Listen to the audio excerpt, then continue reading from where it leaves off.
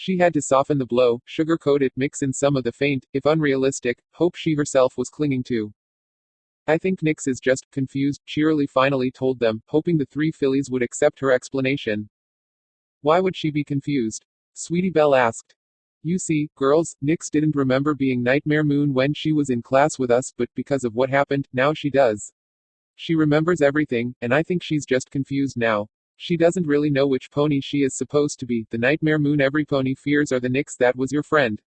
And right now, unfortunately, she's decided to be Nightmare Moon. But, if she's just confused, that means she could be Nix again, right? Maybe she doesn't like being Nightmare Moon, Scootaloo pointed out, a hopeful smile forming on her face.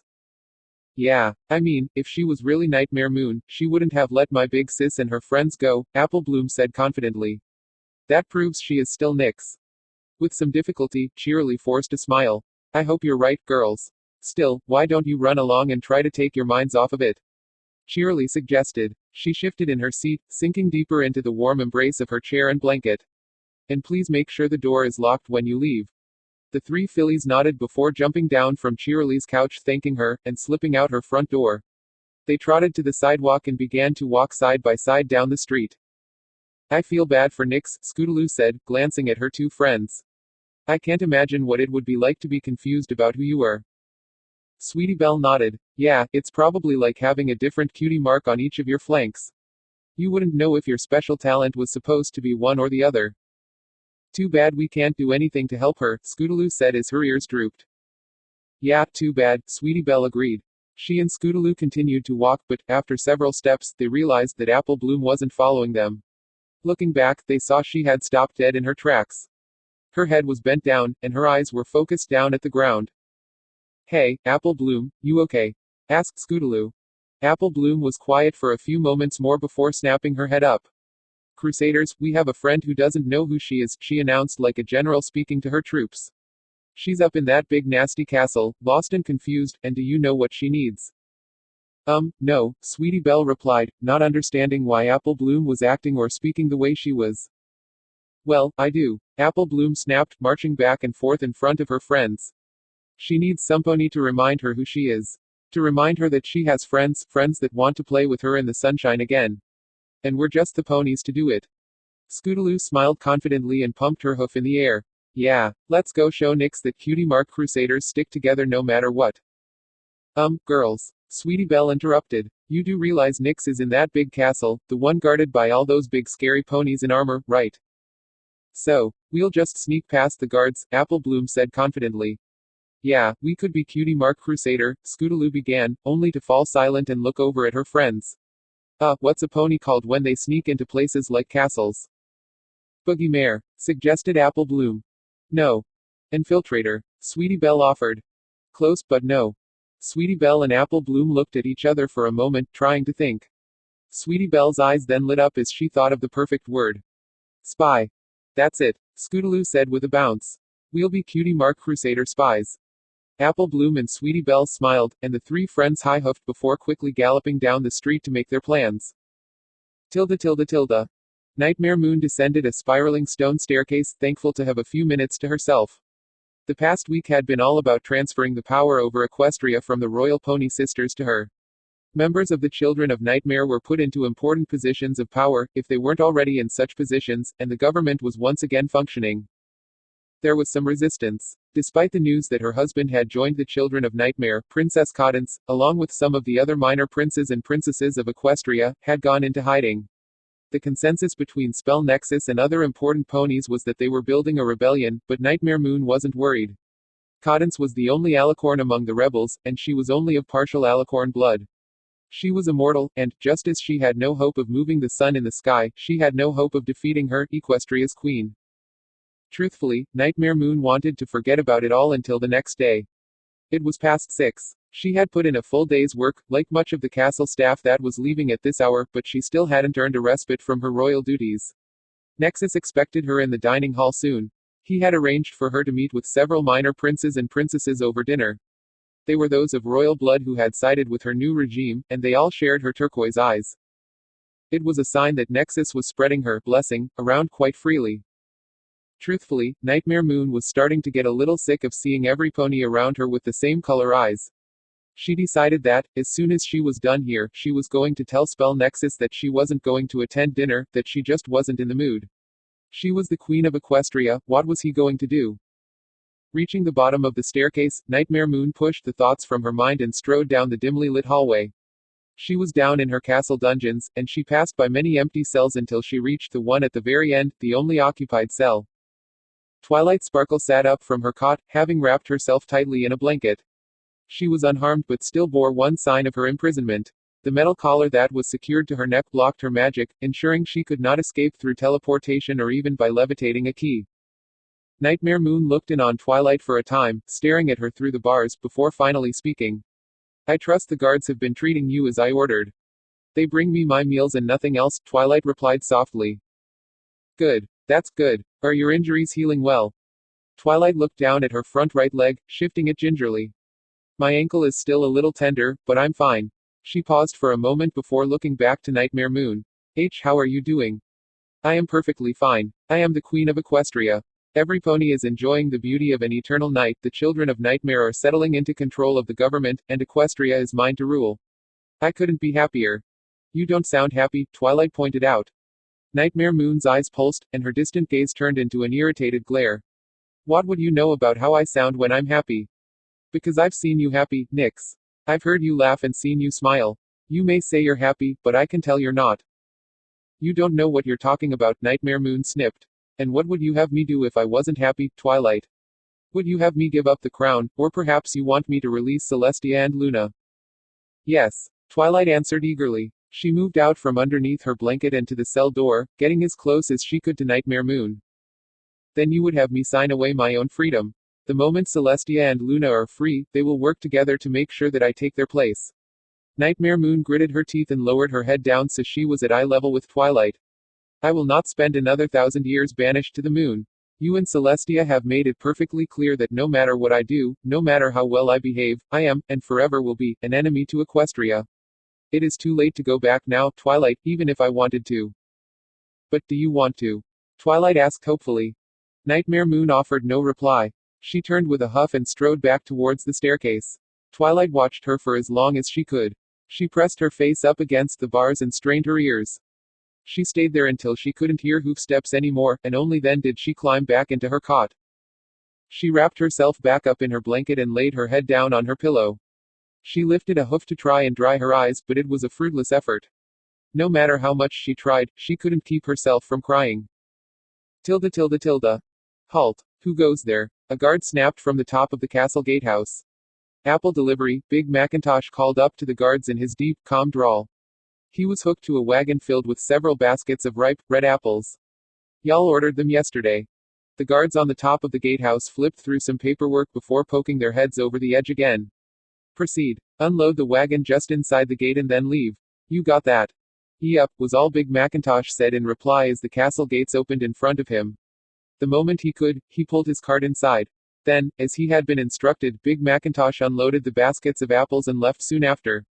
The castle gates swung shut behind his cart, and, once the courtyard was secured, servants from the castle's kitchen appeared. They fetched the baskets of apples, carried them inside, and placed them in the pantry for storage. Once all the apples were moved, the kitchen servants pulled the pantry door shut and went about their other duties. And, for a time after that, the inside of the pantry was pitch black and utterly quiet, but soon a rustling began to fill the air. The noise was followed by another, the sound of apples hitting the floor. The coast is clear.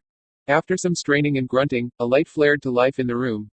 The light sat at the very tip of a little, white unicorn horn. Sweetie Belle poked her head out from a basket of apples and looked around the room. Apple Bloom was already out of her own basket and was pulling at her Cutie Mark Crusader cape, which had gotten caught. At the same time, some apples fell from a third basket as Scootaloo popped into view. This was an awesome plan, Apple Bloom, Scootaloo praised as she clambered out of her basket. Thanks, Apple Bloom replied.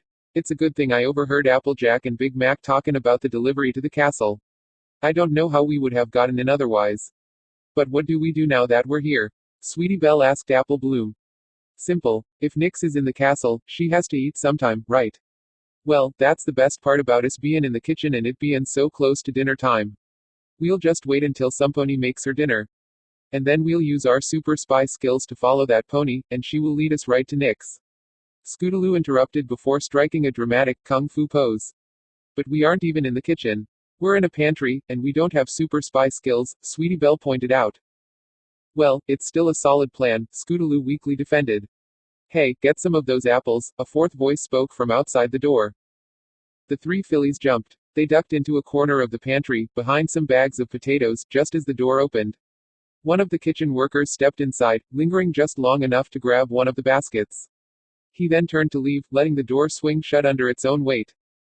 The door was about to snap shut again when Scootaloo bolted out of the hiding place and put her hoof in the way. She winced as the heavy door hit her hoof, but she had succeeded in keeping the door propped open. She waved at her friends, and, soon, all three fillies were peeking out the crack in the door.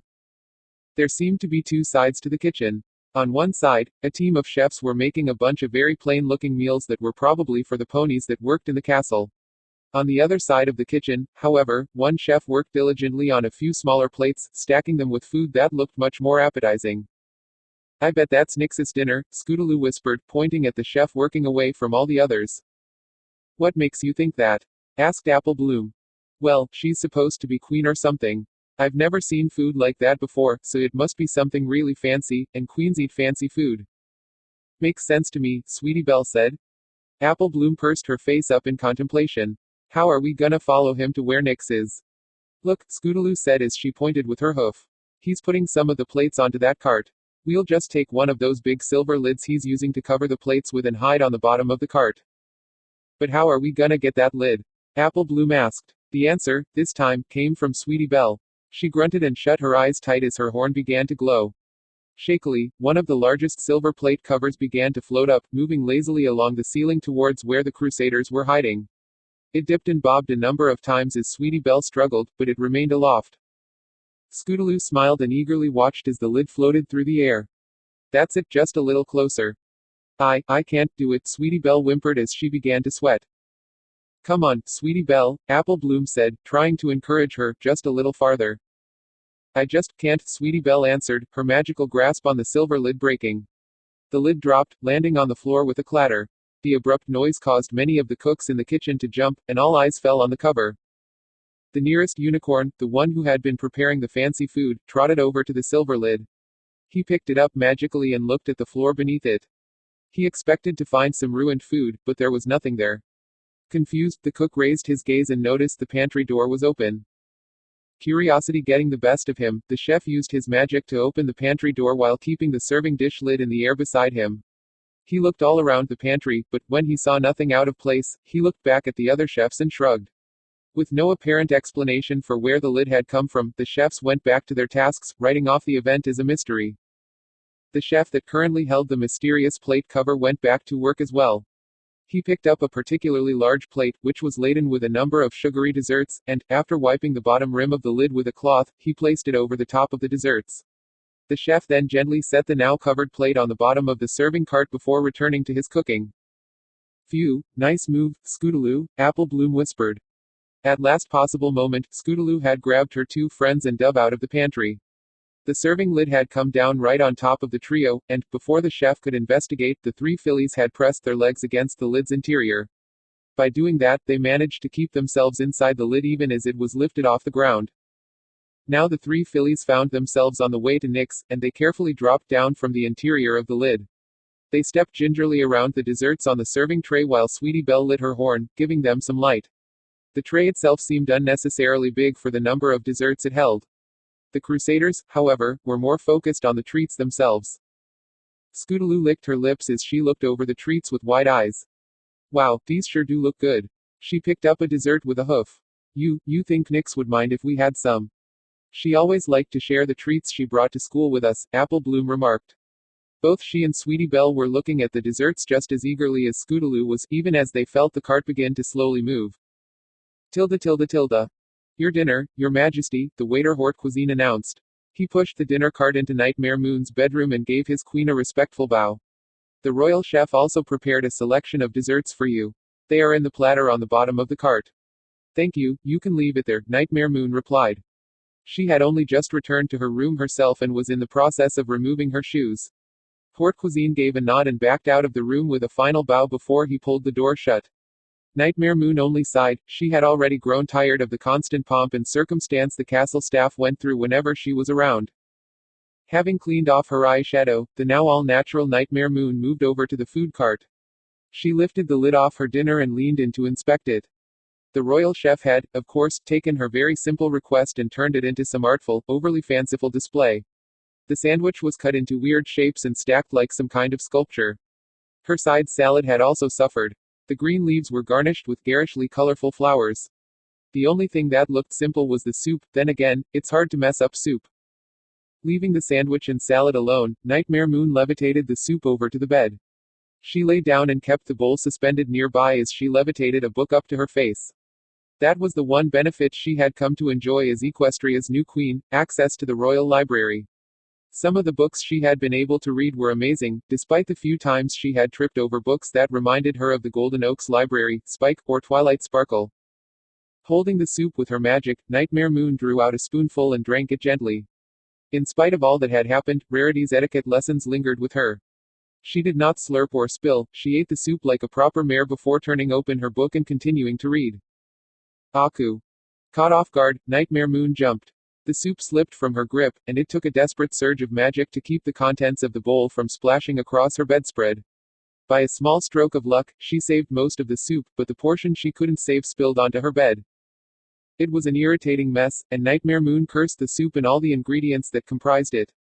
Her rage, however, quickly cooled. She used a bit of magic to draw up the soup from the fabric and levitated it to the garbage. She then set the bowl down on her bedside table and turned her eyes to the source of the sneeze. The sneeze had come from the dinner cart, specifically the dessert tray at the bottom. Climbing out of bed, Nightmare Moon strode over to the cart and lowered her head. She brought her ear close to the silver lid that covered what was supposedly a plate of desserts and listened. Through the thin metal, she was able to hear tiny voices whispering. Eyebrows furrowing, Nightmare Moon grabbed the tray and carried it to the bed. The voices that had been whispering began to panic, but she didn't care. Somebody had dared to sneak into her castle, into her bedroom, and she was going to confront them. In preparation for facing the intruders, Nightmare Moon set the tray down on her bed. She spread her wings, flared her mane, and ensured her lips formed a menacing frown. Only then, when she was ready to scare the intruder into submission, did she lift the lid off the tray with a single, swift yank. The sudden motion caused the ponies hiding beneath the lid to snap their heads in her direction. The 3 fillies that Nightmare Moon found were covered in crumbs from long-eaten desserts, and, at first, they looked upon her with fear. Their expressions, however, quickly shifted to ones of joy. The cape-wearing crusaders smiled, jumped up from the tray, and moved to the edge of the bed closest to Nightmare Moon. "See, I told you we'd find her," Scootaloo said. "My plan was just that awesome." "It sure was." Apple Bloom cheered. "And boy, Nix, Scootaloo wasn't kidding. You got big. You're as tall as Princess Celestia." Sweetie Belle's smile faltered as she sat back on her haunches and tapped her forehoofs together. We're sorry if we ate your food. We kind of missed dinner." Scootaloo rubbed the back of her neck. "Yeah, sorry about that. You aren't too mad, are you?" "Mad." Nightmare Moon was honestly unable to process anything at the moment. She was as still as a statue, mind and body locked up like a machine with a wrench thrown into its gears. Her jaw hung open, and her eyes widened at the sight of the fillies that had managed to find their way to her bedroom. "Whoa, Nix, is this your room?" Apple Bloom asked, looking around in awe. "It's so big. And beautiful," Sweetie Belle added. "Well, Nix isn't exactly as small as us anymore," Scootaloo pointed out. "She kind of needs a bigger room." "Hey, Sweetie Belle, look over there. She has a vanity mirror like your sister." "It's called a vanity mirror," Sweetie Belle corrected. The 3 fillies jumped down from the bed, scampered over to the mirror, which had been replaced just that morning, and leapt up onto the small table that was attached to it before looking at their reflections. "Hey, I've got crumbs in my tail," Sweetie Belle said with a giggle as she used a hoof to bat at her hair. "Well, that's what you get for sittin' in one of the desserts," Apple Bloom said flatly. "It wasn't my fault." The cart shook. "At least I didn't eat it, like Scootaloo did." "What? It was still good. It was just a little smushed," Scootaloo defended as she opened a makeup box that was on the top of the vanity, taking notice of the large amount of purple eyeshadow inside. "Wow, that's a lot of makeup. Didn't know you were into." Scootaloo didn't get to finish her sentence as the makeup box was snapped shut by Nightmare Moon's mane. The queen had rushed over to where the 3 little fillies were and was looking down at them with panicked eyes. I'm not. It's just that Spell Nexus says that I need to." Nightmare Moon caught herself and gave her head a firm shake. There was no reason for her to be justifying herself to her friends, to her old friends. There was no reason she needed to justify herself to any pony. What are you three doing here? She asked with a voice that was firm but not harsh. We wanted to help you so you weren't so confused, Apple Bloom said as she and the other Crusaders turned away from the mirror and looked at Nightmare Moon. Nightmare Moon still had a significant height advantage, even though the fillies were standing on top of the vanity table, but they either didn't care or didn't notice. Nightmare Moon cocked an eyebrow. Who said I was confused? Cheerily did, answered Sweetie Belle. She said that you were confused about who you were, so you were trying to be the pony other ponies expected you to be. And that's why you made it so that the sun doesn't come up. Because you're confused, Apple Bloom added. So we decided to come here to help you remember who you are. After all, cutie mark Crusaders stick together. We even brought you a cape. Sweetie Belle chirped. She stuck her head beneath her own cape and brought out a fourth little red cape which bore the blue cutie mark Crusader emblem and an interior made with golden fabric. Sweetie Belle held it up with a smile. We wanted to bring your old one, but we couldn't find it. So, I decided to make you a new one. Her smile faded as she glanced between the cape and Nightmare Moon. Though, now that I think about it, I probably should have made it bigger. Oh yeah, a whole lot bigger, Scootaloo agreed with a nod. Nightmare Moon was once again struck speechless. She gingerly took the cape from Sweetie Belle and held it to her eyes. She focused on the haphazardly sewn blue shield emblem with a rearing, smiling, cape-wearing, yellow filly in the center. Why are we going to the clubhouse again? I thought we were going to try being cutie mark Crusader couch Salisbonies with Mr. Davenport, Nix asked. She was following Apple Bloom to Sweet Apple Acres where, in a more secluded, private part of the farm, a simple treehouse stood. It was a hoof-me-down from Applejack and the current headquarters of the Cutie Mark Crusaders. We are, but we need to pick up something first, Apple Bloom replied before she climbed up the steps and nosed open the door of the treehouse. She then stepped back, letting Nix walk in first. She didn't think much of it until she noticed Scootaloo and Sweetie Belle were standing in front of her with big smiles on their faces. Oh hi, Nix greeted. I thought you were going to meet us at Sofas and Quills. Scootaloo was grinning ear to ear. We were, but we've got a surprise for you. Really? What is it? Nix asked excitedly. First, you gotta close your eyes, and keep them closed, Sweetie Belle told her. Nix closed her eyes as fast as she could and kept them sealed tight even as she felt something fall on her back. She stood there, biting her lower lip in anticipation, but she wouldn't let herself peek. May I look yet? Nix asked when her curiosity was too much to bear. Yes, Sweetie Belle chirped, and, in a single motion, Nix opened her eyes and looked behind her. There, on top of her usual vest, was the signature red cape of the Cutie Mark Crusaders. Consider yourself an official Cutie Mark Crusader, Apple Bloom announced happily. Nix looked over at the cape, a smile spreading across her face. That smile was soon joined by a few tears. Thank you so much, she sputtered out. Told ya she would cry, Scootaloo teased with a grin on her face. Scootaloo, that's mean, Sweetie Belle chided, though she was surprised to hear Nix giggling a bit. It's okay, Sweetie Belle, Nix assured her friend while she admired the cape. Nightmare Moon shook her head, reclaiming her thoughts from the memory that had forced itself to the front of her mind. The three small Crusaders were still looking up at her, smiling as they waited for her response. For a moment longer, Nightmare Moon looked at the little cape, and then gently set it down on the side of the vanity. Nightmare Moon spoke neither as a friend nor as a queen, but as an adult speaking seriously to children. She stepped away from the vanity and motioned with a hoof for the fillies to follow her. We need to talk. Apple Bloom, Sweetie Belle, and Scootaloo did as they were asked and followed Nightmare Moon as she led them to her bed. The three fillies jumped up and sat on the edge while Nightmare Moon lay down on her stomach, which at least brought her eye level closer to the fillies she once called her friends. First of all, you shouldn't have come here, Nightmare Moon began firmly. What you did was very dangerous. If one of my guards had found you, you would have been arrested and put in my dungeons. I can't imagine how worried every pony is, since I know you didn't tell any pony where you were going. A frown formed on Apple Bloom's face. Well, if we had, they would have stopped us, and... For good reason, Nightmare Moon scolded, causing the three fillies to flatten their ears. Sweetie Belle mumbled out, just wanted to help. We were worried about you. Nightmare Moon's voice softened. I know, and I appreciate your concern. But I don't need help. I'm the Queen of Equestria now. What about Princess Celestia and Princess Luna? Asked Scootaloo. What happened to them? Hasn't any pony told you? Nightmare Moon asked. The three fillies hesitated, but they eventually shook their heads. No pony told us, but sometimes we hear them whisperin', Apple Bloom admitted. They said you locked the princesses up in the sun and moon, and you were the one making it dark all the time. That isn't true, is it? It is, Nightmare Moon admitted with a pang of regret in her voice. I won't lie to you, I am the one that did all that. But why? It's complicated, Apple Bloom, Nightmare Moon replied as she continued her attempts to defend herself against the filly's questions. I have a lot of expectations that I have to live up to. It's just confusing. But that's why we're here, Scootaloo added. To remind you who you really are, so you don't have to be confused anymore. Nightmare Moon felt the air catch in her throat, but she forced the strength into her voice. And, who am I to you three, now that I'm like this? Well, you did look scary the other night, Scootaloo said.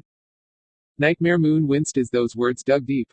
Scary, she closed her eyes and lowered her head at that word. She should have been expecting that. Of course her friends wouldn't. But now that we're all here, you don't seem that scary. Nightmare Moon lifted her head back up, unable to believe what she was hearing. I don't. Nope. I think you're just confused, and, if that's true, then you're still our friend, Nyx. A pony who is really awesome at magic, Scootaloo said confidently. Apple Bloom nodded. And a pony who's also really good at school, even if she asks too many questions in class.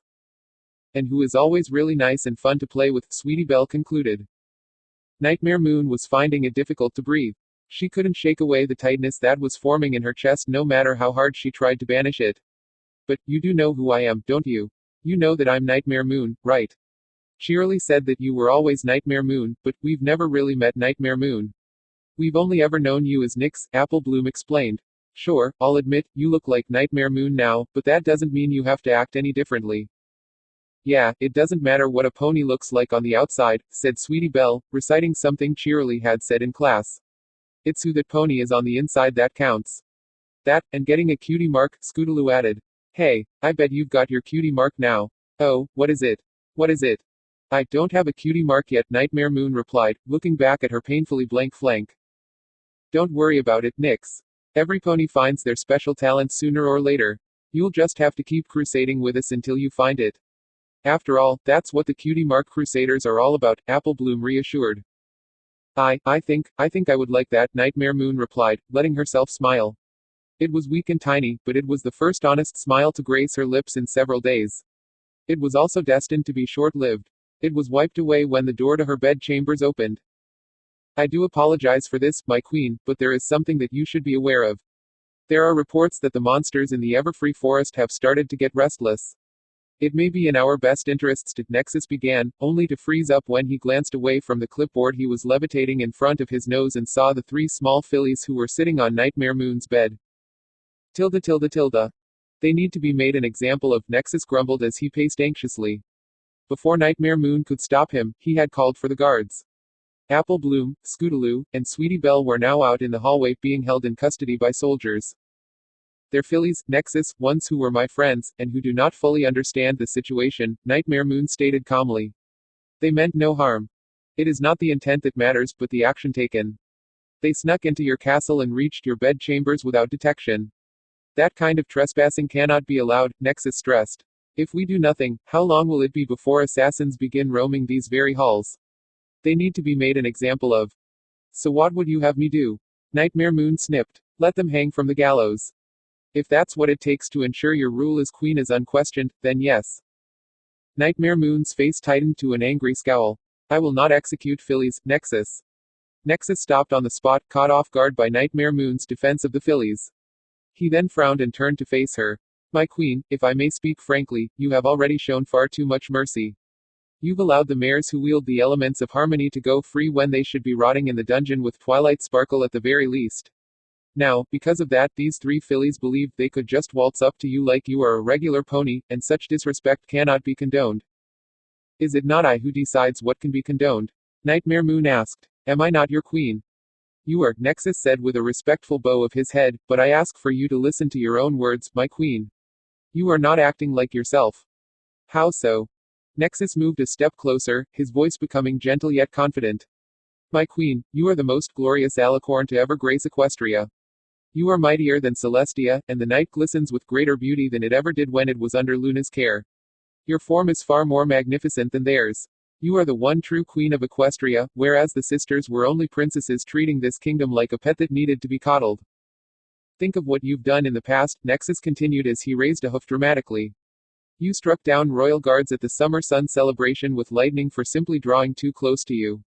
You've held Celestia at the tip of your sword and then banished her to the sun so that she would know the same suffering you had endured for 1,000 years. You are Nightmare Moon. Your name strikes fear into the hearts of ponies all across Equestria whenever it is spoken. A holiday was created solely so ponies learn to fear you. These are all things I already know, Nexus. Get to the point, Nightmare Moon snapped. The point, my queen, is that you should think about what you're doing.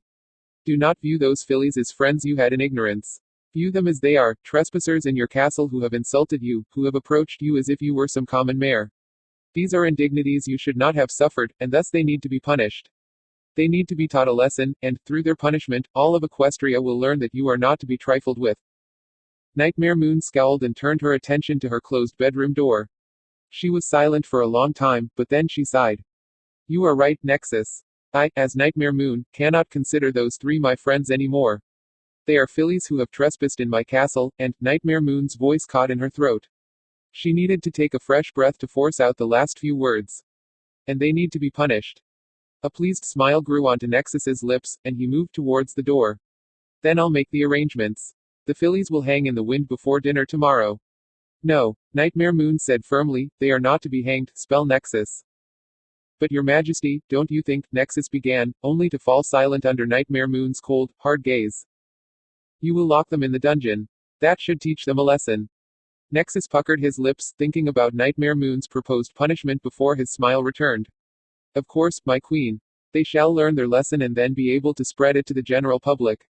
They'll tell their friends and neighbors of their time in our dungeons. I'll even have them placed in individual cells, give them a taste of the solitude you endured when on the moon. No, I want them all placed in Twilight Sparkle's cell. Again, Nexus looked at his queen with a dumbfounded expression, but, as before, his devilish grin returned. Of course, the dungeons will likely start to get very crowded as time goes by. We might as well start saving as much space as we can. With that, Nexus turned and left the room, pulling the door shut behind him. Nightmare Moon waited for a few moments, ensuring Nexus would not return, before she locked the door with a flick of her horn. She then stood from her bed and moved over to her writing desk. There, she drew out a scroll, a feather pen, and an ink bottle before beginning to write. Twilight. This evening, Apple Bloom, Scootaloo, and Sweetie Belle snuck into the castle and managed to make it to my bedchamber. They are currently being taken down to the dungeons and will be placed in your cell momentarily. Please believe I take no joy in this, but there is a lesson they must learn. I am not their friend anymore. I also do this for their own protection. Spell Nexus would have them executed for their intrusion. He would use them to send a message to Equestria, but I do not want to see them get hurt. They were once my closest friends. If any pony deserves mercy from me, it is them. So they will remain in the dungeons until Spell Nexus is satisfied with their punishment. I will try to free them in a few weeks, but, until then, I must ask that you try and keep them safe. Make sure the guards do not hurt them, and make sure they believe they will, in time, be free. I know I have no right to ask favors of you at this point, but if you will not do this for me, then please do it for them. Also, dispose of this note before Spell Nexus can see it. Nightmare Moon. The queen rolled the letter and took hold of it with her mane. She then let her whole body turn into an inky, indigo cloud and surged out her bedroom window. She raced around the exterior of the castle as quickly as she could in hopes of beating Spell Nexus and the guards to the dungeon. It was, thankfully, an easy feat. She was able to arrive well before her advisor, and, after slipping through a barred window, she made her way to Twilight's cell. There, Nightmare Moon tossed out the letter she had just written. The piece of parchment's sudden appearance startled Twilight, and she looked around for its source, but Nightmare Moon had hidden against the ceiling of the dungeon hallway. Despite being unaware of the scroll's origins, Twilight moved over to it, opened it with a hoof, and began to read. Twilight was just able to finish the letter when the door to the dungeon opened. In a panic to dispose of it, Twilight stuffed the note in her mouth, chewed, and forcibly swallowed. She gagged from the dry taste but did not have time to be disgusted. She rushed to her cot, lay down, covered herself with a blanket, and pretended to sleep as the group of ponies stepped into view of her cell. Spell Nexus scrunched up his nose at the sight of Twilight, and, behind him, a pair of guards kept close watch on the Cutie Mark Crusaders. The three fillies were clinging together and trembling. Sweetie Belle had already been fitted with an anti-magic collar very similar to the neck shackle that Twilight was wearing.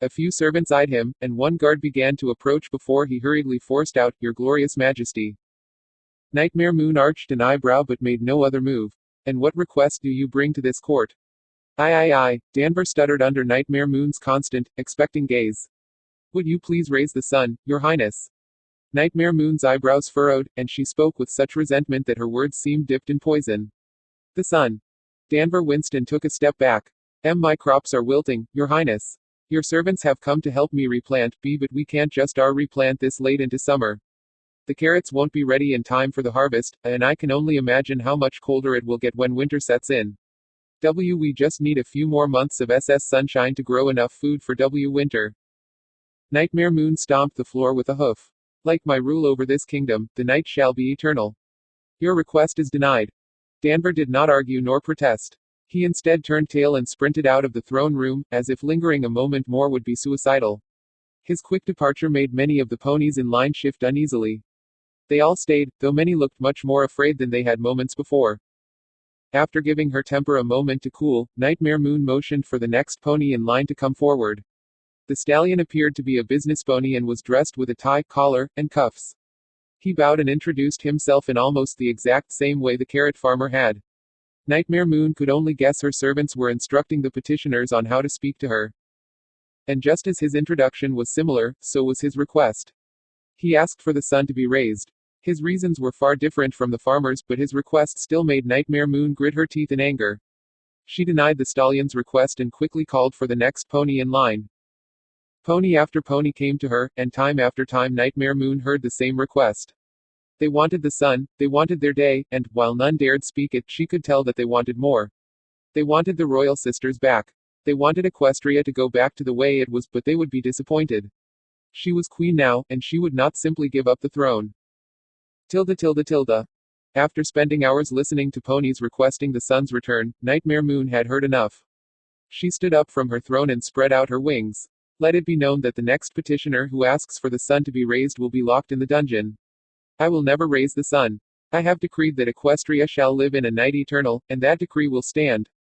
Now, all those who have a request for the sun to be raised should leave, now." Quote. Every pony in line turned and bolted, many screaming in panic as they ran from the throne room. This just seemed to fuel the anger burning in Nightmare Moon's chest, but she did not pursue the petitioners. She was glad they were gone, glad to be rid of their sun-loving faces. On top of it all, she could tell that her special talent was not in holding court. No cutie mark would come of this, and the frustrating indignity of being an adult blank flank, coupled with the disrespect of the ponies, had Nightmare Moon seething. She turned her head down, glaring at the floor around her throne as she debated which part of it she would smash with her hoof. Just as Nightmare Moon had picked the part of the floor that was going to be the victim of her aggravation, she heard a pair of hoof steps echoing from the exterior hallway. Were there still petitioners who had a request not related to the sun, or were they just too stupid to take a hint? Preparing herself to make good on her threat, Nightmare Moon sat up in her throne and watched two ponies step through her throne room door. It was a pair of unicorns, a mare and a stallion. Both had fairly common builds, at least for ponies their age.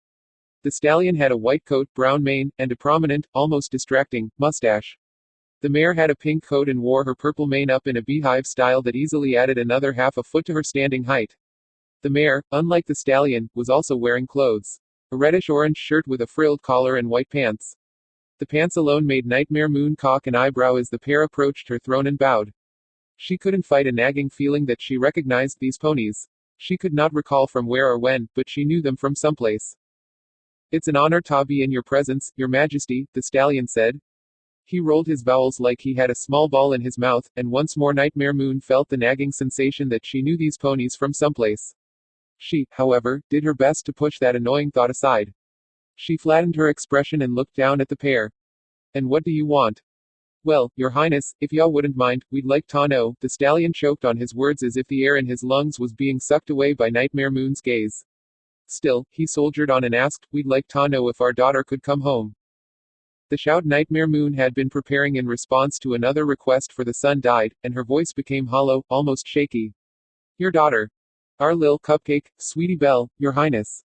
Nightmare Moon felt her heart seize up in her chest. She now realized why the pair was familiar. They were Sweetie Belle and Rarity's parents. She had seen them only in passing, when she and the other crusaders went by their house. She also began to see the resemblances.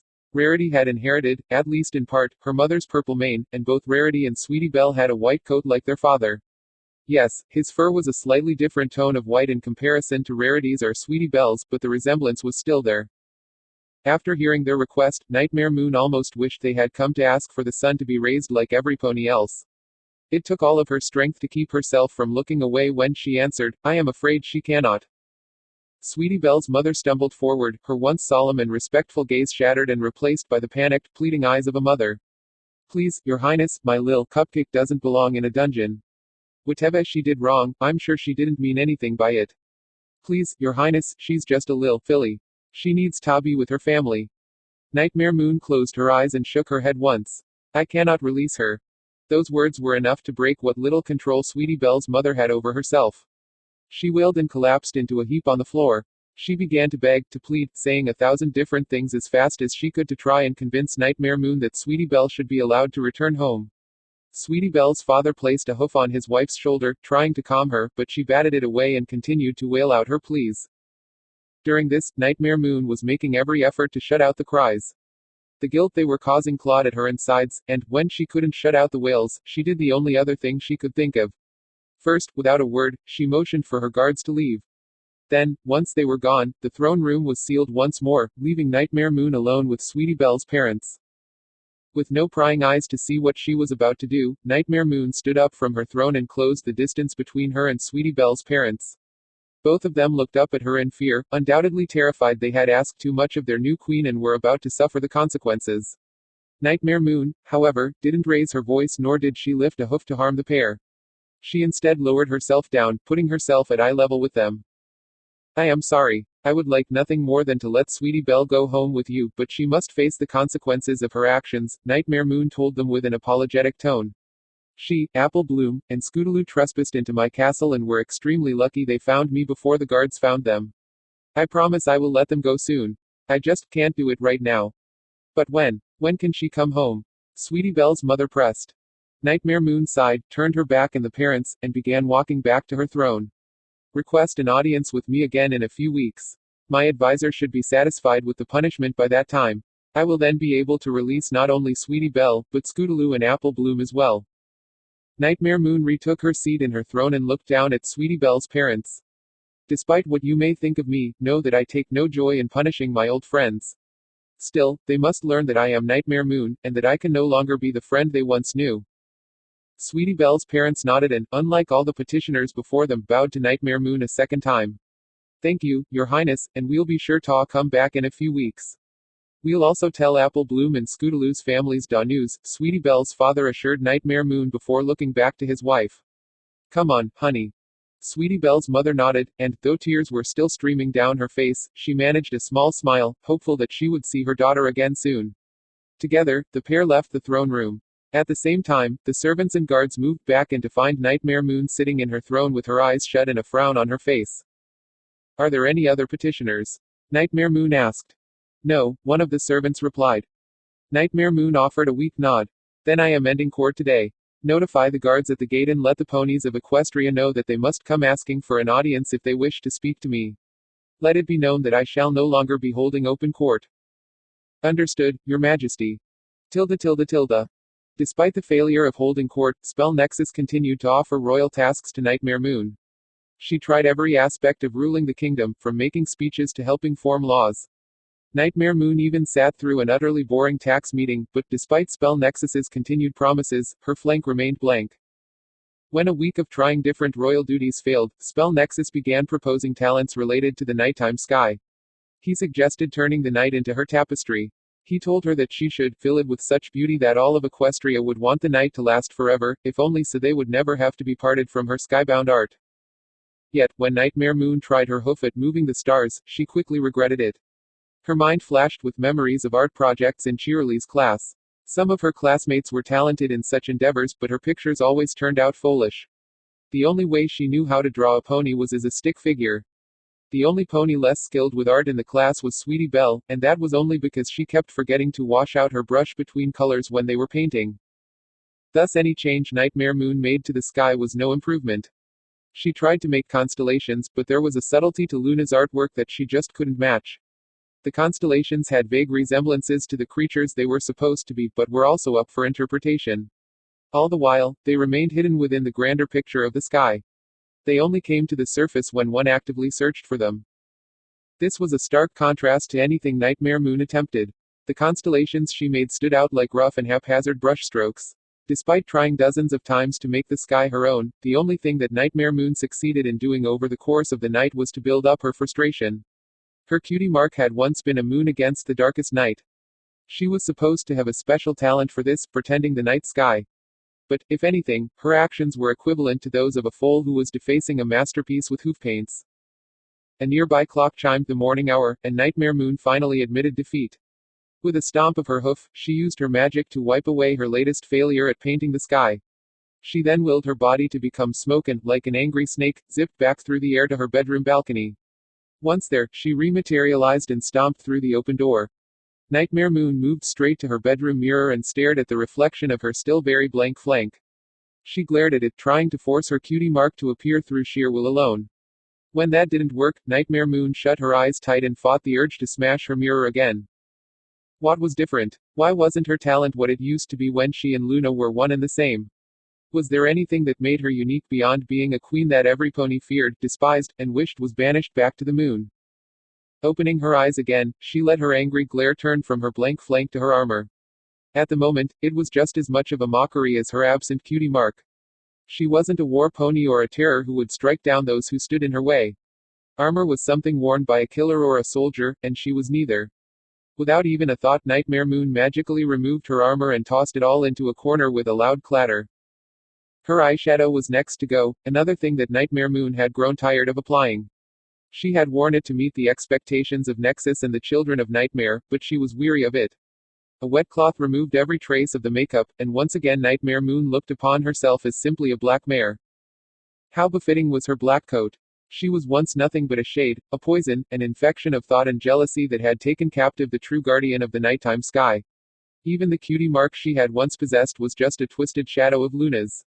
It had been Luna's talent for the sky, Luna's jealousy and hatred, and Luna's desire that had formed and given purpose to Nightmare Moon. Now that she was separated from Luna, made a mare of her own, what did that leave? The desires that Nightmare Moon remembered, that once burned within her like fire, had gone ice cold and lingered only in memory. It felt like she had no desires or wishes of her own, like she was hollow. She was beginning to fear she didn't even have a special talent or a cutie mark. Unable to stare at her reflection in the mirror anymore, Nightmare Moon moved back to her bedroom balcony and looked across Equestria with tired eyes. For 2 weeks the night had lasted, and the effects were noticeable. Plants were wilting all across the kingdom, even the staunch and sturdy Everfree forest was looking sickly. The few ponies out so early in the day were bundled up like it was the dead of winter, when it was in fact supposed to be summer. Nightmare Moon saw sweet apple acres on the far side of the town and thought of Apple Bloom's family. The orchards looked weak. How much longer would the trees be able to survive? What would happen to the Apple family and to Ponyville when the harvest failed? Would the town survive winter without the orchard's usually bountiful harvest? Nightmare Moon violently shook her head. Why did she care about this? The Nightmare Moon she used to be would have just laughed at the hardship and reveled in the suffering. She never used to care about the ponies of Equestria. All that used to matter was that the ponies saw her, or rather Luna's, night sky and appreciated its beauty. Nightmare Moon glanced upward at the sky. She sought comfort in the beauty it was supposed to hold, but, after staring at it all night, it only disgusted her. She was tired of the moon and stars. She was tired of the night's cold and darkness. She was just tired of it all and wanted to see something else. She wanted something other than night. There was, however, only one other thing. Furrowing her brow, Nightmare Moon looked to the horizon. She stared at it as her thoughts snowballed together. The thoughts became a desire that she shouldn't have felt. That desire, however, only grew stronger, and soon Nightmare Moon began to do the one thing she had sworn she would never do. With her mane swirling and her eyes glowing white, Nightmare Moon stretched her magic to the heavens. Without a warning to any pony watching below, the moon began to race across the sky. Within 5 minutes it had reached the west and began to set beyond the distant horizon, but Nightmare Moon did not watch her moon set. Instead, her gaze remained focused eastward. A bit of red started to mix with the dark blue and black of the night. It was just a shimmer at first, but it grew. The red fringes were pushed farther into the sky by an orange core, and the orange pushed higher as a bright yellow sphere began to peek over the horizon. This went against everything she was supposed to stand for, everything she was supposed to want. Despite this, Nightmare Moon couldn't help but smile. She could already feel a few of the sun's golden rays striking her coat and filling her with warmth. Her eyes moved to the sky, and she watched it shift from inky black to a bright, cheerful blue while, at the same time, the stars slowly faded from view. For the first time in 2 weeks, the sun had risen over Equestria. Leaving her armor behind, Nightmare Moon made her way to the royal throne room, curious as to just how long it would take before Sumponi came running in, looking for her in a panic. Tilda tilde tilde. My queen, I have dire news. Spell Nexus yelled as he burst into the throne room. A number of soldiers followed in his wake, yet his panic was met by a cool pair of eyes and a small smirk from Nightmare Moon, who was sitting in her throne calmly. Only 10 minutes. I was sure it would have taken you longer than that, Nightmare Moon mused. Nexus and the soldiers came to a stop at the foot of the throne, confusion painted across their faces. My queen. It is nothing. Now, what pressing business do you have that makes you feel you can burst in here and make such a spectacle of yourself? Your Majesty, the moon has set and the sun is beginning to rise. Celestia has obviously escaped her imprisonment, and it is only a matter of time before she joins with Princess Cadence's rebellion and comes to strike you down. Now, I have already alerted the guard here and sent a message to Shining Armor to do the same with our Canterlot guard. Both castles are preparing to defend themselves, and within the hour we will be ready to. That will not be necessary, Nightmare Moon interrupted. There is nothing to fear. Your confidence is refreshing, my queen, but now Celestia has the advantage of surprise. We do not know when or how she will attack. She could be plotting even as we speak. Nightmare Moon nodded her head before she let another smirk escape. Yes, that would be true if Celestia had escaped the sun, but, I assure you, she is still trapped. But then why is the sun rising? Surely it is not you. Yes, Spell Nexus, I am the one that lowered the moon, and it is by my will and power the sun climbs into the sky. Nexus could only look at Nightmare Moon in shock, mouth agape. But your highness, why would you end your own night? Is it not your deepest desire to have Equestria forever bathed in the glory of the moon and the stars? Don't be foolish. Nightmare Moon barked. Have you even felt how cold it is outside the castle? Have you even seen the plants beginning to wilt? It is a miracle Equestria has survived 2 weeks of constant night, but to expect this kingdom to survive an eternity is ludicrous. Nexus shakily took a few steps towards Nightmare Moon with pleading eyes. My queen, if this is about our progress transforming Equestria, then I assure you that your renovations would come too late. Your progress in replanting is pitiful at best, and the warming lamps that you promised would keep the populated parts of Equestria warm haven't been installed in most towns. Half of Equestria would starve and the rest would freeze to death by the time you finished. Speaking of the night, there is no longer any reason to make it last forever. Things are not as they were 1,000 years ago, Nexus. There are now ponies who live and work during the night. There are ponies who appreciate its beauty, but there is beauty to be found in the day and sunlight as well. Beauty that I have decided to rule over, Nightmare Moon continued. I have decided that as long as I am the sole ruler of Equestria, I will tend to the sun and moon myself. I will do just as Celestia did for 1,000 years, and I shall be her better. I shall hold dominion over both heavenly orbs and be the purveyor of their beauty not merely for 1,000 years, but for all eternity.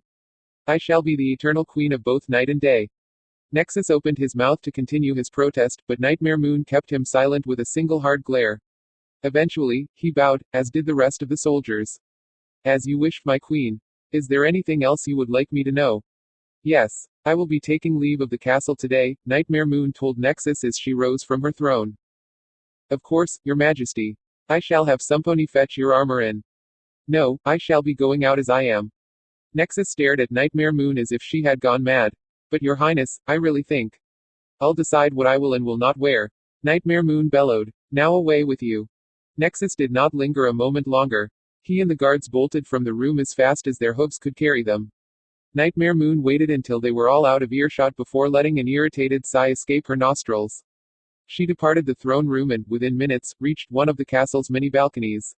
She looked upon the sun and rich blue sky with a smile, as if she was greeting a friend she had long missed. A gust of wind carried with it the sounds of cheers and what Nightmare Moon believed was music. Turning her eyes towards the source, she looked down at Ponyville. Ponies all about the town were rushing out into the streets, many gathering in the town square. Her subjects, her unblessed subjects, were as happy to see the sun as she was. They were rejoicing in its light and warmth. For a rare moment, Nightmare Moon felt happy. She did not try to explain or wonder why. She just took to her wings and flew towards Ponyville as her feathers and coat absorbed the sun's warmth. Tilde tilde tilde. Never had Ponyville been overtaken by celebration so quickly. Pinkie Pie was working with several Pegasi, including the lightning-quick Rainbow Dash, to hurriedly put up decorations for a party that had arguably already started. A local DJ was already spinning vinyl records and filling the air with music as ponies shouted their joy to the heavens. Warmth was already filling the air, driving away the long, lingering chill of the extended night.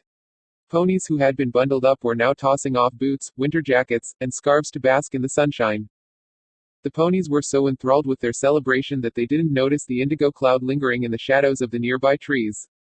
Nightmare Moon watched them and would have been grinning ear to ear if she wasn't currently a floating mass of magical energy. Now this felt good and right. Ponies laughing and playing in the sun, overflowing with joy without a care in the world, this was what Equestria was meant to be like. This was the Equestria Nightmare Moon had seen through young, innocent eyes, and it was not an Equestria locked in an eternal night. Spell Nexus could go eat moldy hay. This was how Nightmare Moon was going to rule, and this was what made her happy. She would move the sun and moon just like Celestia did and let the ponies of Equestria have both their day and their night. As the celebration nearby continued to grow, Nightmare Moon's mind began to get away from her. The ponies were so happy, so overjoyed to see their son, maybe now they would not look on her in fear. Maybe they would even thank her for bringing back the sun. Yes, she'd appear before them, and, instead of cowering in fear, they would look upon her just as they used to look upon Celestia. She could already picture it. She would reveal herself to them and smile. She would do as Celestia did and affectionately call them, my little ponies. She would speak in the sweetest, softest voice she could manage. She would show them they never had to fear another eternal night, and they would praise her just as they praised her predecessors. Nightmare Moon was drawn from her daydream by nearby cheers. A few mares and stallions had moved over beside her hiding place and were carrying with them a table laden with a bowl of punch and empty cups. As soon as they set the table on the ground, each one took up a cup. One of the stallions then laughed and lifted his glass. I propose a toast to the sun. To the day. Another in the group added. To Equestria's true royalty. To Celestia and Luna. Nightmare Moon's heart dropped in her chest like a stone in the ocean. The ponies, they were celebrating her defeat. They thought the sunrise meant that Equestria was once again ruled by the royal pony sisters. In an instant, Nightmare Moon felt the urge to bring back the night. She began reaching her magic to the sky with every intention of stealing the sun away until the ponies could appreciate it, could appreciate her. Yet, before Nightmare Moon could send the sun from the sky, her determination faltered. It had been 2 long weeks of night, and these ponies would be heartbroken enough when they learned that their beloved princesses had not returned.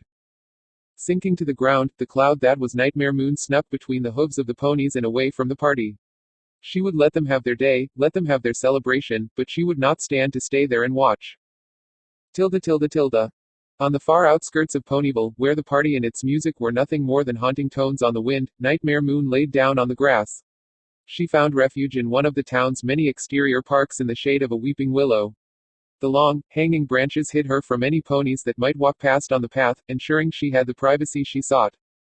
Her heart ached. The happiness that had flickered to life when she raised the sun had been slain in cold blood by the celebrating ponies. The worst part was that she had tasted that happiness. It was like giving a sip of water to a pony lost in a desert. It had been a brief moment of refreshment that, once past, only left the soul craving more. But why had she only been happy then? Cutie mark or not, she had everything else she had ever wanted. She was queen. She banished Celestia and Luna to the sun and moon. There was no pony to challenge her rule. So why had she only been happy when she raised the sun, when she thought the ponies of Ponyville didn't fear her anymore? What had made her happy in the past?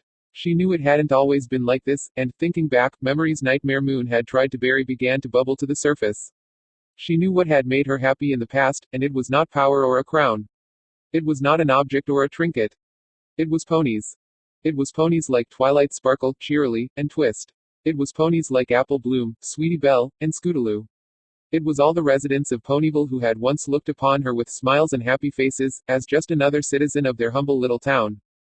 Nightmare Moon groaned as she laid her head on the ground and covered her eyes. With determination she began to sort through her thoughts. She was tired of the uncertainty, tired of the unknown. She would know why those short months she spent as a filly were more important to her than all the rest of her memories. She would not be tormented by this a second more. Focusing, Nightmare Moon thought back to her oldest memory, the first she shared with Princess Luna. It was just a wisp, but, as she grasped at it, the memory began to take shape. The faded memory was from when she and Luna had been one and the same.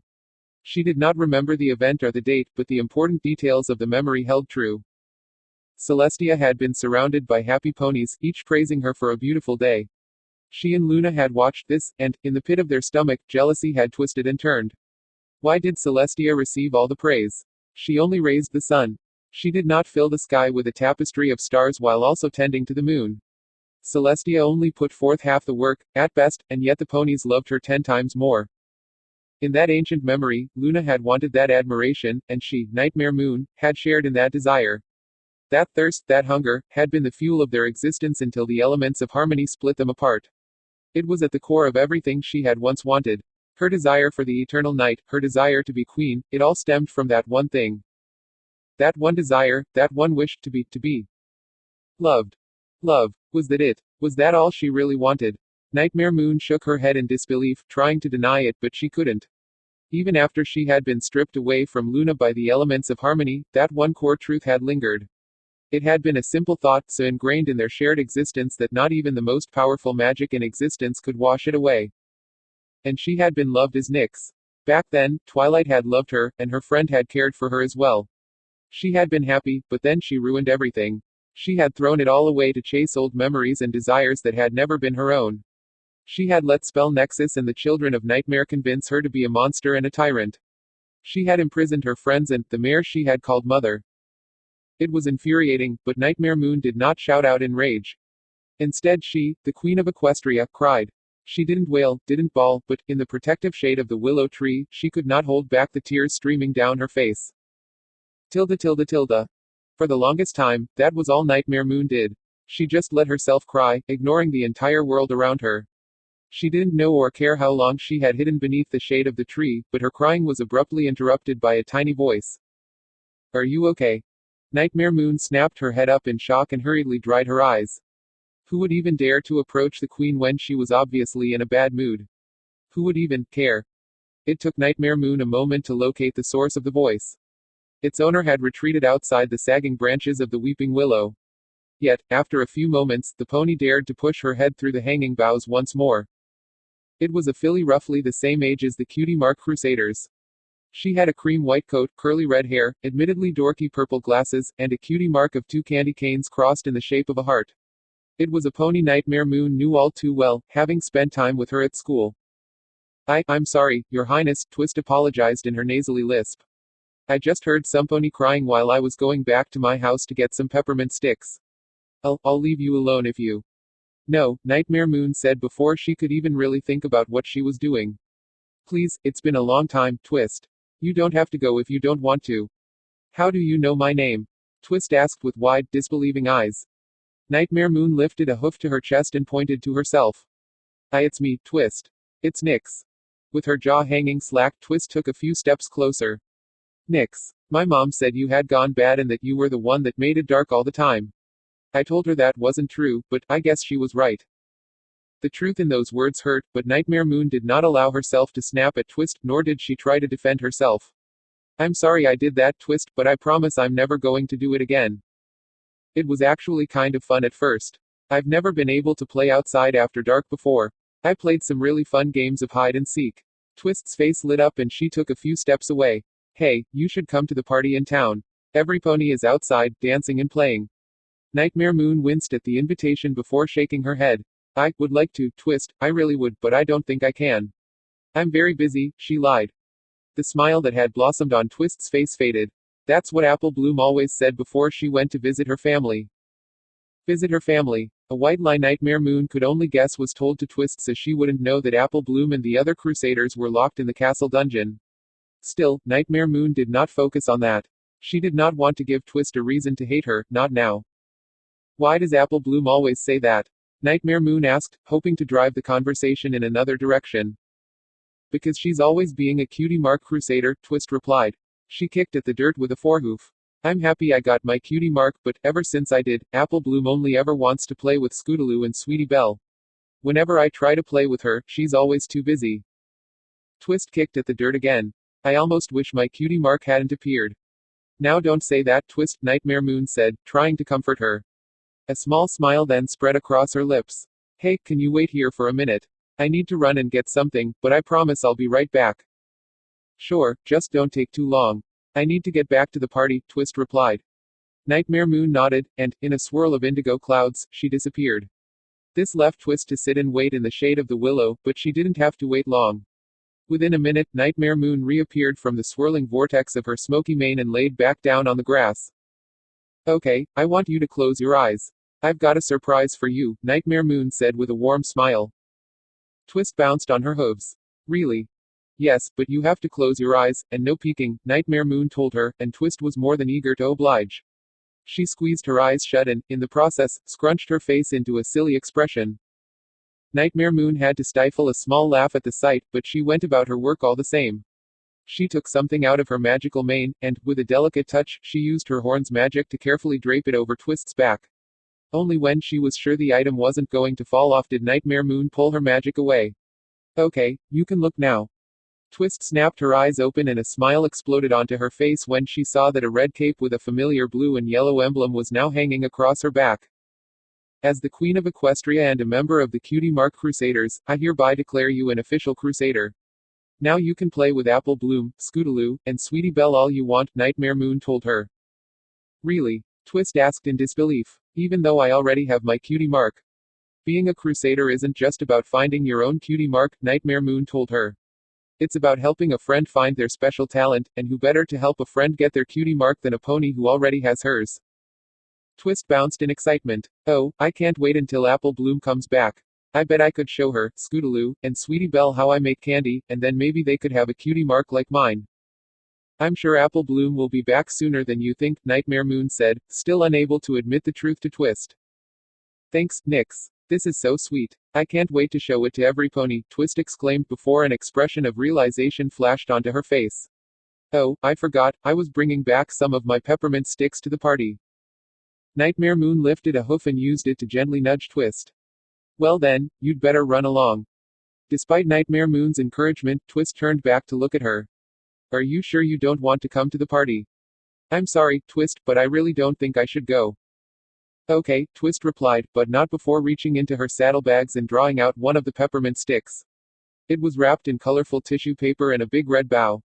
Here, you should at least have one of my peppermint sticks. I just made them this morning. Nightmare Moon's eyes softened at the sight of the small gift. Oh, Twist, no, I couldn't. It'll make you smile, Twist assured her in a sing-song voice after setting the peppermint stick down on the ground. It was too much for Nightmare Moon to bear. She picked up the candy with her mane as if it was fragile glass and smiled a little as she turned it over in front of her eyes. Thank you, Twist. Okay, I'd better get going, but Nix. Nightmare Moon turned her gaze back to Twist. Yes. Is the sun going to rise tomorrow? Or is it going to be dark again? I'll make you a deal, Nightmare Moon said as she leaned in closer to Twist.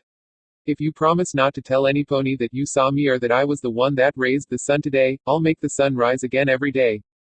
Does it have to be a Pinkie Pie promise? Twist nervously asked. Nightmare Moon chuckled, remembering the day they had encountered Pinkie Pie after Diamond Tiara's prank had gone bad. No, it doesn't. Okay, I promise, Nix, Twist replied with a smile, but I hope you change your mind. The party's going to be a lot of fun.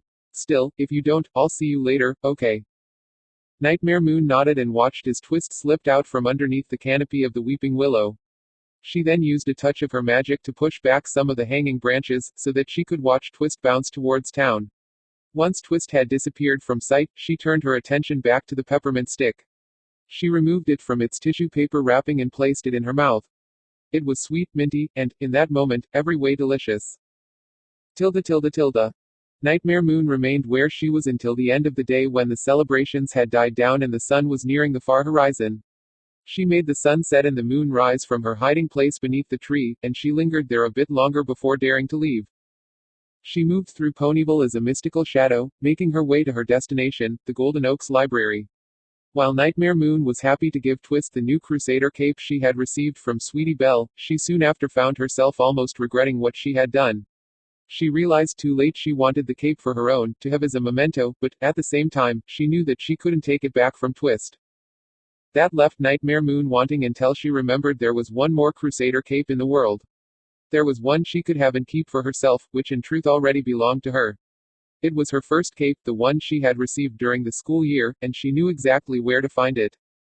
Back when she was known simply as Nix, a pony returned a library book damaged. A number of pages had been torn out and many of the others stained with water. The book was simply ruined, and Twilight was forced to throw it out. At the same time, however, Nix had been reading a story where the main character hid things inside of a hollowed-out book. After fishing the book out of the garbage, Nix made it into her best hiding spot, something even Twilight didn't know about. She hollowed it out and then hid it under her bed with other storybooks. It was a hiding spot she had been so proud of. To find a single, small book under a filly's bed in a library would be like finding a needle in a haystack, unless one knew where to look. The cloud that was Nightmare Moon drew close to the library at this point, and she was struck with a bit of déjà vu as she approached one of the windows. In the past, she had snuck up to the same window and peeked in on Twilight Sparkle and the other 5 ponies that would wield the elements of harmony against her that fateful night back when she and Luna were one and the same. And, just like that night, Nightmare Moon peeked through the library window, only to find a very different scene than she remembered. "Are you sure you'll be okay here by yourself, Spike? You are more than welcome to keep staying with me," Rarity offered. She was standing in the center of the room, watching Spike as he rushed about cleaning. Aloysius was helping as well, using his wings to feather dust the higher shelves. Pee-wee was sitting in his nest on the windowsill, but the baby phoenix was joined in his nest by another of his kind. Princess Celestia's own pet phoenix, Philomena, had come to the library seeking refuge when the children of Nightmare had tried to capture her as a prize for Nightmare Moon. "No way. I need to be here and make sure the library is in tip-top shape for when Twilight comes back." "I mean, you saw it. The sun came up. That means Princess Celestia's back, and if she's back, it won't be long before she beats Nightmare Moon. Then she'll free Twilight, and I don't want her to come back to a dirty library." "You really are her #1 assistant, aren't you?" Rarity praised with a smile. Spike paused from his cleaning and puffed out his chest in pride. "You bet I am. Well then, I won't keep you, but, if you get hungry, I want you to come over to the boutique. While I can't promise you gemstones, you are always welcome to share dinner with me. Oh, and don't stay up too late," Rarity finished before she turned to leave. "You wouldn't want to be tired when Twilight comes back, now would you?" Nightmare Moon shrunk back, hiding her cloud-like body in a nearby bush as Rarity exited the library. She waved a final goodbye to Spike before departing, and only when she had disappeared around a distant street corner did Nightmare Moon dare to peek through the window again. Spike had finished dusting the last of the library shelves and had moved on to Twilight's writing desk. He began to clean it just as he had cleaned everything else, but he soon paused to pick up a nearby picture frame. It was a picture of him and Twilight. The two were posing for the picture, undoubtedly a shot for a school yearbook or something back when Twilight was attending Celestia's school for gifted unicorns. Both she and Spike looked younger in the image, back at a time when he was just starting to act more like Twilight's assistant. It was a picture that brought a smile to Spike's face, and he took a moment to hug it to his chest. "Come home soon, Twilight." Until Spike had said those words, Nightmare Moon had every intention of waiting until he had fallen asleep before sneaking upstairs to retrieve her treasure book. Now, however, she slunk away from the window and let her cloud-like form begin to make its way back to the palace. Spike would stay up all night for Twilight, and, with each passing hour, his hope that she would be freed by Celestia would diminish. He would soon come to realize, like every pony else in Ponyville, that it was Nightmare Moon that had raised the sun. And Nightmare Moon had no interest waiting by the window if it meant she'd have to watch as Spike's hopes of Twilight's return died in his chest. Tilde. The waiting was excruciating. Nightmare Moon had returned to the castle and ordered her guards to fetch her treasure book the moment Spike left the library unattended. She had stayed in her throne since then, not wanting to move an inch and risk missing the guard's return. She had made the book sound like something far worse than it was. She wove a tale of how the book held her grand plans for Equestria, and Nexus was more than eager to believe her. He even volunteered to go take the book from the library with his own hooves to ensure it was never opened.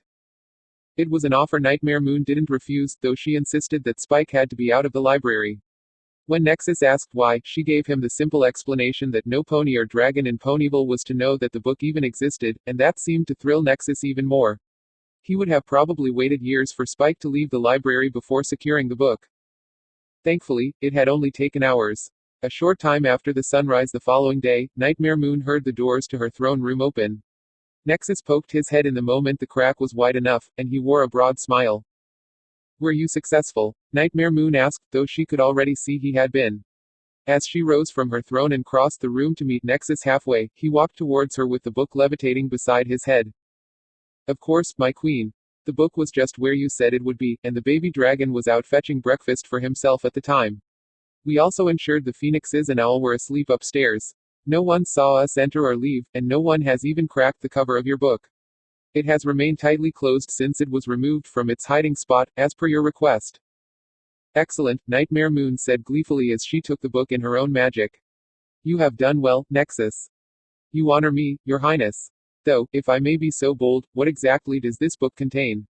You have spoken of it as if it holds something of unfathomable importance, but I find myself wondering how such a simple-looking book could contain something so. Do you question my word, Nexus? Nightmare Moon hissed out, leaning in close and glaring coldly at him. Nexus swallowed nervously, trying to force down the knot that had formed in his throat. No, never, my queen. Perish the thought. Then you will trust in my word.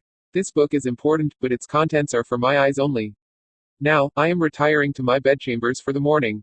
It is of the utmost importance that I am not disturbed. Yes, my queen, Nexus replied. He bowed once more as Nightmare Moon strode past him, and he waited until she had left the throne room before shouting her orders to the guards. Tilda. Back in her bedchambers, with her armor and makeup removed, Nightmare Moon laid on her bed with the book held gently in her magic. It had taken every ounce of her will to keep herself from opening the book before she had reached her bed. Yet now she was there, now she had privacy, and, after licking her lips, she cracked open the top cover. Inside the book a rectangular hole had been cut into the water-stained pages, and within the gap was a hoof full of items that made the air catch in Nightmare Moon's lungs. Lying right on top, and taking up the largest part of the book's interior, was her original Cutie Mark Crusader cape. It was frayed on a few edges and had a stain on one corner, but the red color was still strong and vibrant. Even the rearing pony emblem it bore was just as Nightmare Moon remembered it. Carefully, she removed the cape and draped it across the cover of the book as she looked at the other items inside. She found her blue ribbon from the Learn and Play Day and other little trinkets that she had gathered from her many attempts to find a cutie mark.